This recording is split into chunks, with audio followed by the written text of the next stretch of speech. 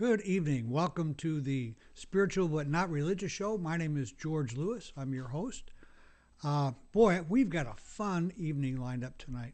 My guest, Dawn Johnston, she's vibrant and vivacious and really knows her stuff. So you're going to enjoy tonight.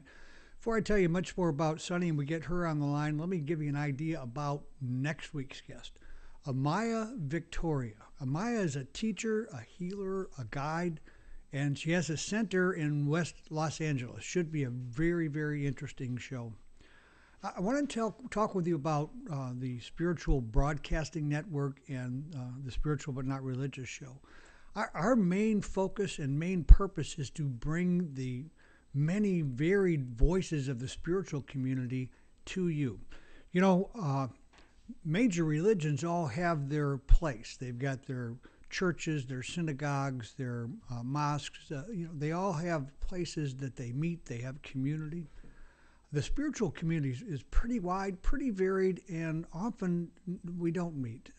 Many people don't go to church. And so in that process, we lose some of the power that we have to really bring about some positive kinds of changes. And I think, most of our viewers and most of the people we're in contact with really know that today there is a transformation.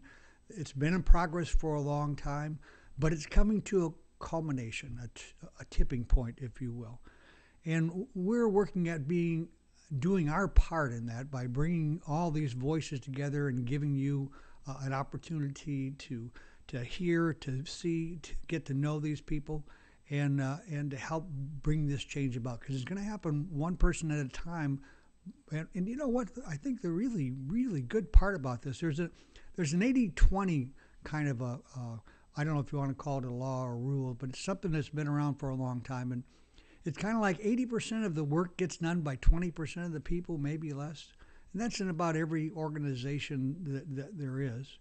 And I think as far as transformation is concerned, we're looking at that same kind of numbers or less, people who really need to make a change before we hit that tipping point. And we certainly need that. So that's what we're all about. That's what we're up to doing. And in the fall, we're going to be having a lot more programming for you, not just this show, but many other shows.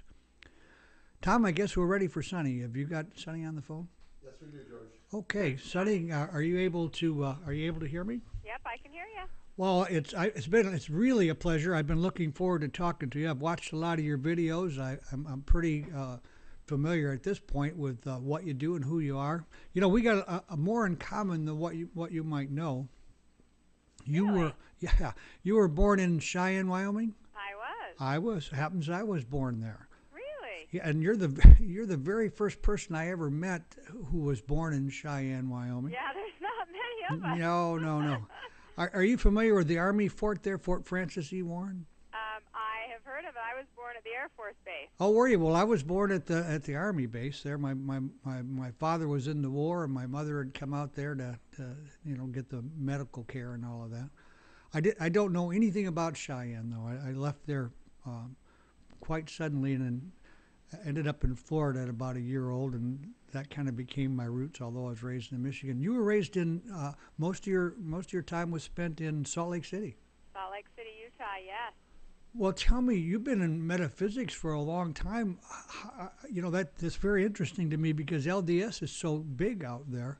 Right. It is very interesting. Yeah.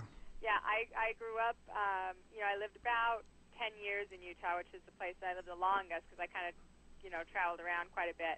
Right. But most of my family, actually all of my family on both sides is LDS. And really? Both of my parents were, although they left the church when they were 16, 17 to kind of figure out what they were, who they were. And so by the time I came along, my mom had gotten pretty clear that she was looking at, all different types of religions and trying to find her place. And at about 6, she happened upon metaphysics, and that's kind of where she settled in. And so from that age forward, I was given the opportunity, really, to be able to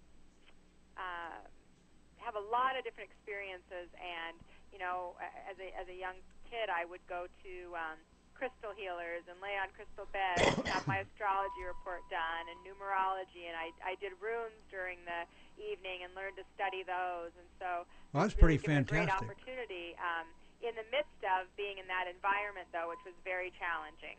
Well, I'm sure it was. Well, LDS, isn't there kind of a mystical component to that, kind of a metaphysical ring? It doesn't really come out, but it seems to me there's some of that involved with LDS. There is. They do have some beliefs that are similar to some of the metaphysical aspects, although they wouldn't consider it that way. Oh, I'm sure. A different name. Well, yeah, but the Catholic Church does the same thing. They wouldn't think about meditating, but they certainly do have contemplative. I forget what it's called now, but it's meditation and it's mystical by any other name you might want to call it. The other thing we got in common is you got a couple of dogs, huh? Yeah, I do have a couple of dogs. What are they? They're mixes. They're angel sent, heaven sent, little mutts, kind of. Well, I got mine out of jail too, so I got a couple of labs and I got a little Shih Tzu, and I bring them into the studio with me. They're hard. You fall in love with them, I think. Yeah. Ours both came to us. So one we found in the forest, and one really? my cousin found on the side of the road. So, and then we had two black labs that just passed last year. So yeah, we are dog people too. Yeah, well, my one lab is a field lab, and he's like he was 140 pounds at once. He was a big old fat sausage, but I got him down to about 110 now. He's looking pretty good, but he's a big guy. So we got so much to talk about with you tonight. You are a very interesting woman. I just appreciate the work you do, and I am so on the same wavelength with you in where my path has brought me to pretty much very similar understandings. So if I question you on as though I were the devil's advocate on something, I want you to know it's not from not being in agreement, but just so that we can make our audience really understand and be more aware. Sure. One of the things that you're involved with is the body image and self-worth. And I think that's just hugely important with our spiritual path. I think without those, we're really kind of blocked. Absolutely, I agree. 100%. I'm doing a class right now on just loving and accepting yourself, and body image is certainly a big aspect of that. But really, just getting beyond the physical and really embracing that innate being that we all are, and being able to see that and witness that, and once we can do that, then a lot of the issues and a lot of things that hold us back can really, we can move beyond them, so we can get to what we really want to do here and be in joy and love and harmony.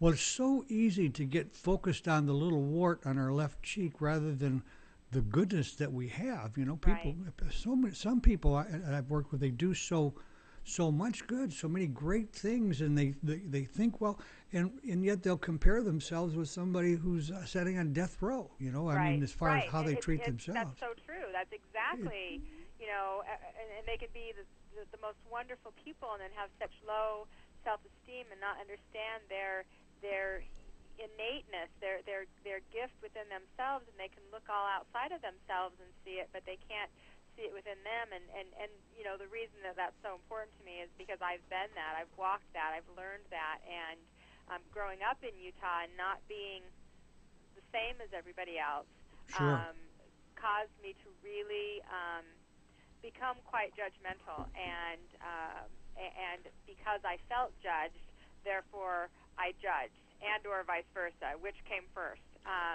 And so I've walked that journey for many, many years, and struggling to not only love and accept myself and appreciate myself and my body and my uniqueness and all of those things, but also understand that that I am unique and I'm not meant to be like anyone else, and it's okay. And so in an environment growing up for me where similarity was so important, and it is in many people's environments, and feeling kind of like the odd one out, it was a real journey for me, and I think that's why I'm so passionate about it, because once once you get that, nobody can take it away from you. Absolutely. Well, one of the things that I saw very clearly as I was researching you is that, I have the same experience.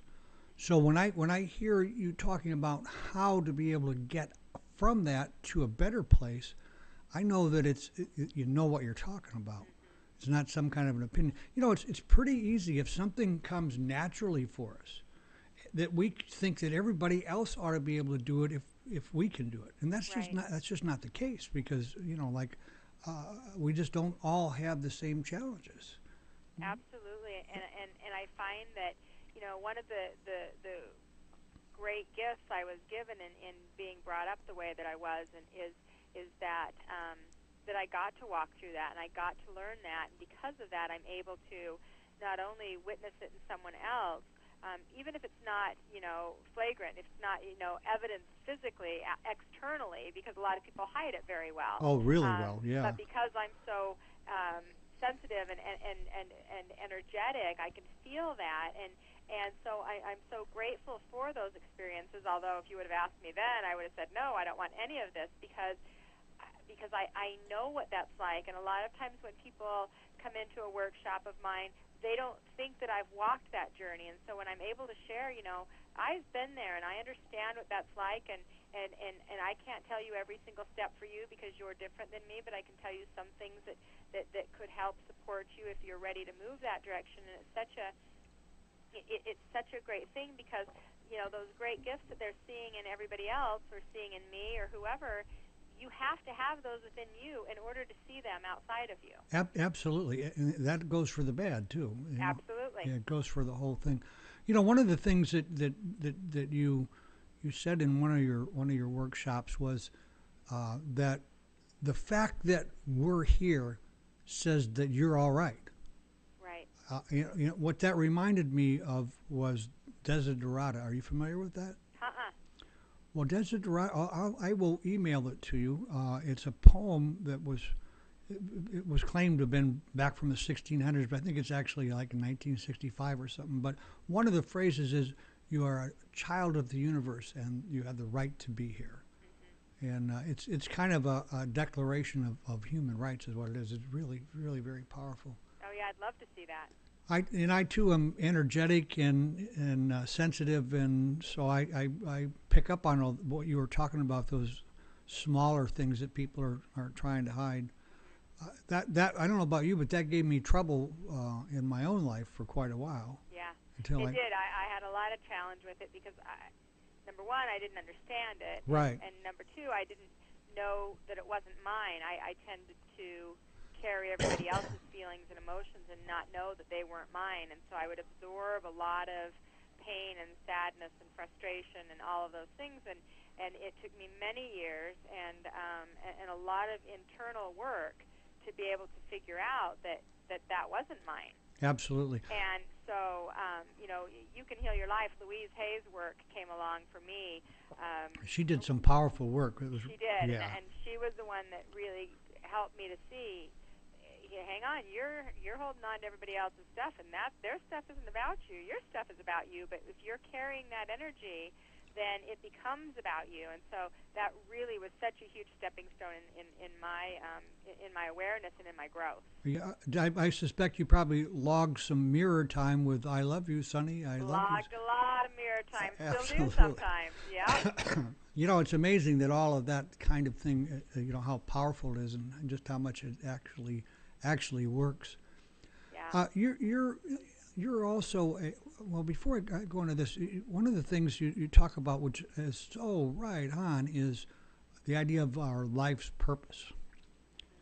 To give us a little rundown of what your take on that is.